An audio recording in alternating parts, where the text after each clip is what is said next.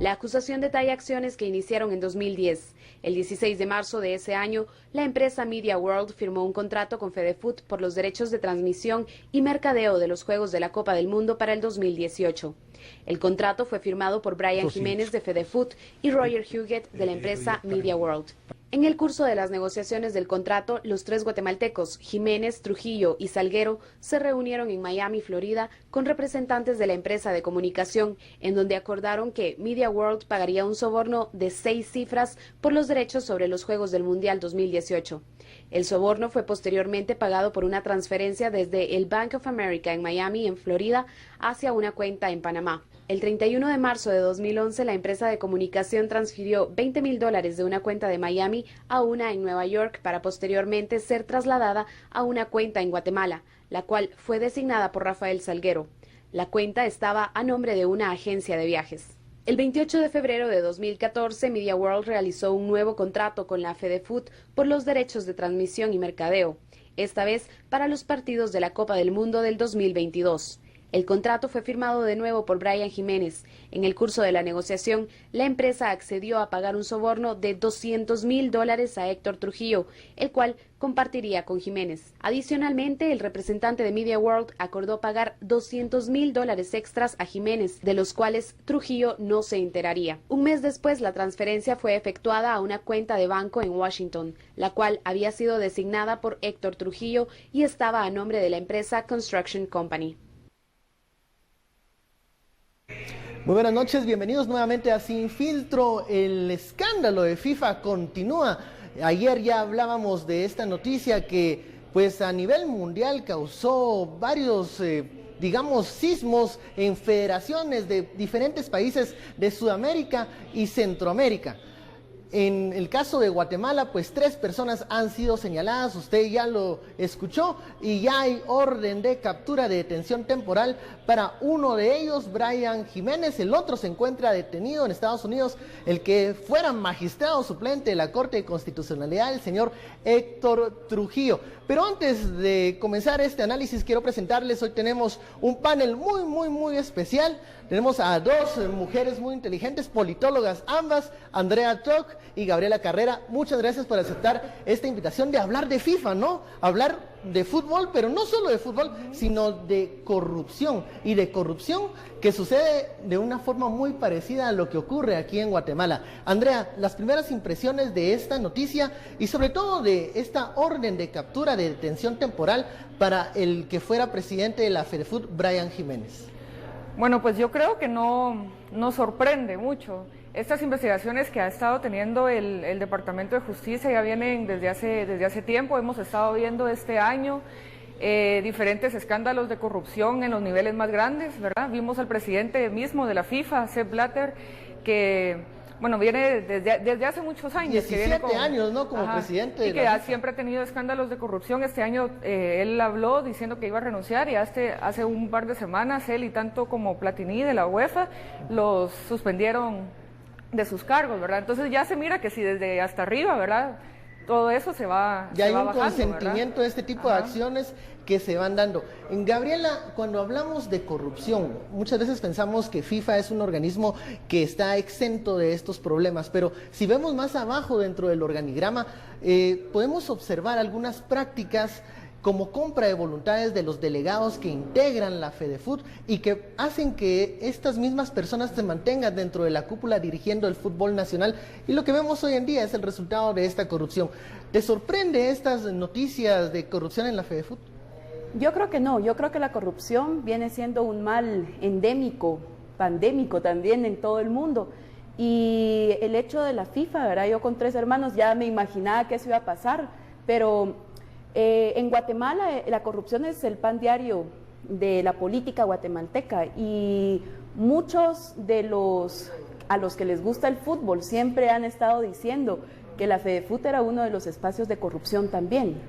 Ahora, el hecho de que la Fedefoot se mantenga aislada, se mantenga sin ser auditada, sin ser fiscalizada, como muchas veces fiscalizamos el Congreso de la República o el organismo ejecutivo, ¿a qué se debe esa desafección que tiene tal vez la afición a fiscalizar cómo se está gastando dinero público dentro de esa federación, Andrea? Pues yo creo que como en muchas de las prácticas que hemos visto este año, también con lo del gobierno, siempre hubo indignación, pero no se hacían acciones más allá. Hasta que, por ejemplo, con lo que pasó con el expresidente Otto Pérez, que ya habían otras acusaciones, ya salió la gente, ¿verdad? Pero ya habían acusaciones de antes. Lo mismo con la FEDEFUT y con la CDAG, por ejemplo, ¿verdad? Viéndolo incluso más allá de todas las federaciones, siempre han habido, digamos, intuiciones de corrupción. Y sin embargo no se ha llevado más allá porque solo han quedado únicamente en eso, ¿verdad? En señalamientos, en algunas acusaciones cruzadas.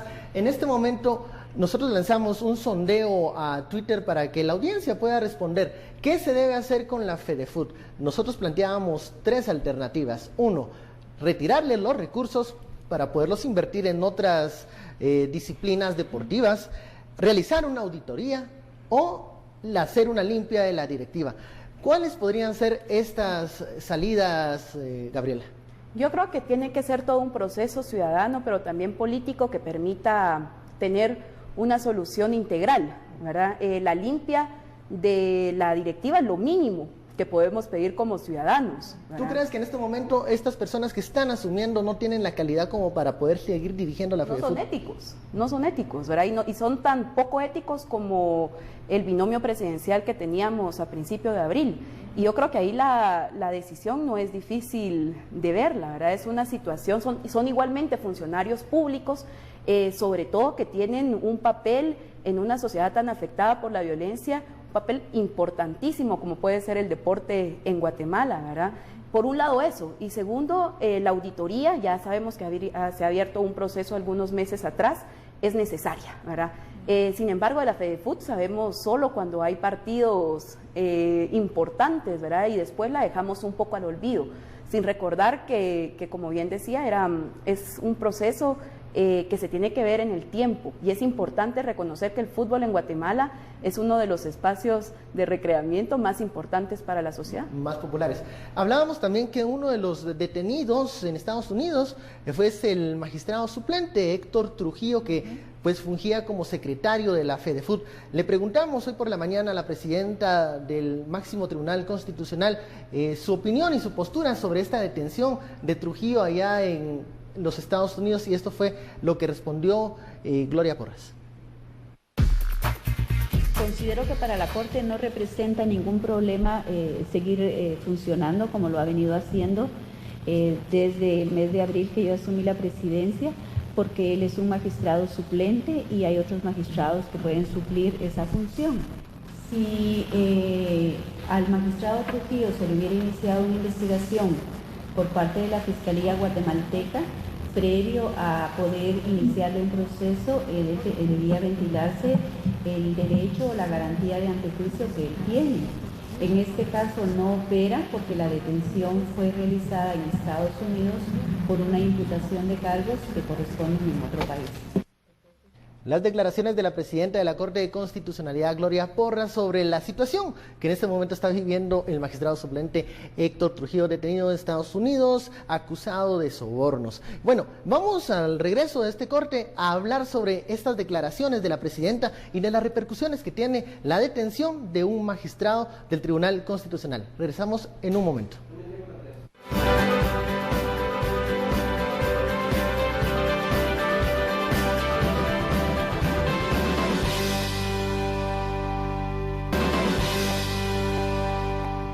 Regresamos a Sin Filtro y lanzamos un sondeo en Twitter para conocer qué opina la audiencia del tema que hoy estamos tratando, la orden de captura contra el expresidente o presidente aún de la FEDEFUT, Brian Jiménez. Y preguntábamos qué debería hacerse con la FEDEFUT. Hay 3 opciones y estos son los datos preliminares. Que se le quiten los recursos, el 66.7 es lo que opinan las personas en redes sociales, en Twitter. Que se limpie la directiva, un 27, bastante abajo. Y por último, quienes se van por la alternativa de una auditoría de la Contraloría sería el 5%. Son los datos preliminares del sondeo que hemos lanzado en Twitter aquí en Sin Filtro. También le hacemos la invitación para que siga participando con el hashtag SF Brian en fuga. Bueno, no sabemos si está en fuga, pero no está. Ayer dijo que iba a dar la cara, que iba a aclarar el asunto, que la investigación no era muy clara. Dio declaraciones, pero hoy ni los directivos de la FEDEFUT saben dónde está. De eso vamos a hablar en unos minutos, pero nos quedamos con las declaraciones de la presidenta de la Corte de Constitucionalidad, un magistrado del organismo del Tribunal Máximo Constitucional, detenido en Estados Unidos, porque aparte se desempeña como secretario de la Federación de Fútbol. ¿Qué nos deja, qué mensaje nos transmite, Andrea? Yo creo que lo que deja bastante es como qué papel tiene la Corte de Constitucionalidad, ¿verdad? O sea, la Corte de Constitucionalidad siendo la Corte Celestial, como le dicen algunos, ¿verdad? O la Corte de Xibalbá, como les dicen otros también, dependiendo. Pero siendo el máximo tribunal, ¿verdad? El que puede venir y quitar todas las demás cuestiones judiciales en el país, ¿verdad? Y que de repente uno de los... O sea, ya todo este año, incluso con el nombramiento de otro magistrado que fue por el Congreso y todo, ya hemos visto que han pasado cuestiones ahí raras con la Corte el magistrado Duarte, que sí, hubo un nombramiento extraño porque tenía un sobresueldo ahí o cobraba después dos con esto de lo del bono y ahora con esto, entonces miramos que estos magistrados que deberían de ser como la imagen de probidad y todo para poder aplicar las leyes, ¿verdad?, del país, pues no lo son, ¿verdad? Y aquí tenemos uno. El Departamento de Justicia está señalando a este magistrado de aceptar un soborno para pues votar a favor de ceder algunos derechos de transmisión. Gabriela, ¿qué garantía tenemos que este magistrado no hacía lo mismo con otras resoluciones? Sí, es un día para la vergüenza, digamos, de la Corte de Constitucionalidad, en específico para este magistrado, estar involucrado en un caso tan público a nivel internacional y tan sensible para Guatemala, ¿verdad? Yo creería que básicamente se debe de replantear la corrupción en Guatemala como es endémica, ¿verdad? Y eso lo que a mí me muestra es que la corrupción va mucho más allá y está en cualquier lado, ¿verdad? Un magistrado que esté envuelto en un caso como este nos da indicios precisamente de que puede existir corrupción, una red de corrupción mucho más ¿Qué tanta amplia. independencia podría darse entonces en la Corte de Constitucionalidad si vemos este ejemplo que según el Departamento de Justicia el señor Trujillo recibió hasta $200,000 por ceder un favor y que ese dinero se dio a una empresa constructora? O sea, hay toda una triangulación de ese dinero. ¿Qué garantía tenemos de estos magistrados?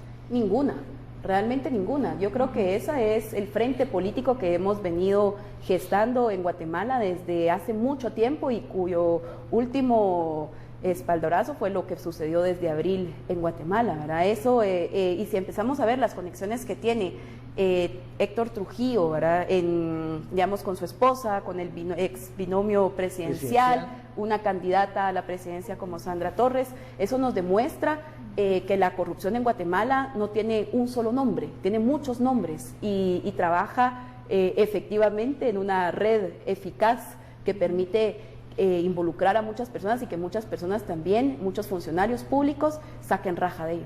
Bueno, ¿y qué pasa en la FEDEFUT ahora que no aparece Brian Jiménez? Se supone que esa entidad, pues hay otra persona que asume el puesto de presidente de la FEDEFUT y es el vocal primero, el señor Milton Mendoza, que también es cuestionado por algunos sectores, ¿no?, por algunas publicaciones, incluso de medios impresos, por tener algún tipo de relación o que lo vinculan con una relación con el crimen organizado. Pero bueno, el señor Milton Mendoza dio declaraciones hoy por la tarde en la sede de FEDEFUT y esto fue lo que dijo. Bueno, primero hay que ser responsable del trabajo que nosotros estamos acudiendo. Vamos a sacar todo esto, poner al día, no se puede quedar acéfala la federación y tenemos, los estatutos nos amparan como representantes, fuimos electos y te digo, de mi parte yo no estoy aferrado a la presidencia de la federación, pero sí tenemos una responsabilidad muy claro que quede, de que nosotros hemos hecho bien las cosas, estamos dando la cara y aquí estamos para seguir trabajando hasta que la Asamblea lo diga. Ya usted escucha las declaraciones del presidente interino de FEDEFUT. ¿Cambios para no cambiar? Bueno, vamos a seguir debatiendo sobre eso al regreso del corte. Ya sabe, le hacemos la invitación para que usted participe de este debate, de este análisis con el hashtag SF. Brian en fuga. Regresamos en un momento.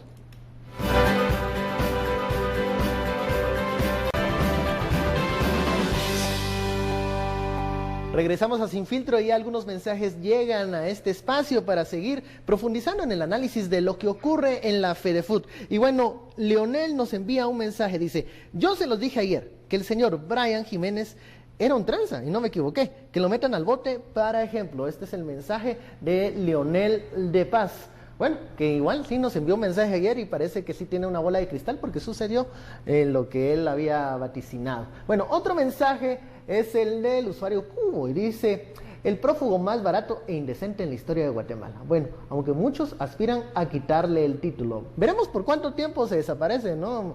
Monzón sí se tardó algunos meses en reaparecer. Estamos pendientes de Alejos y de Mendizábal. Hay una lista de prófugos famosos aquí en Guatemala.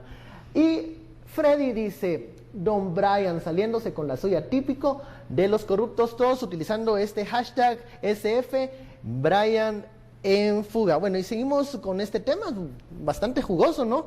Lo que decía el presidente interino de la Fedefoot. Ellos dicen que van a realizar una asamblea el 22 para decidir quién ocupa la presidencia.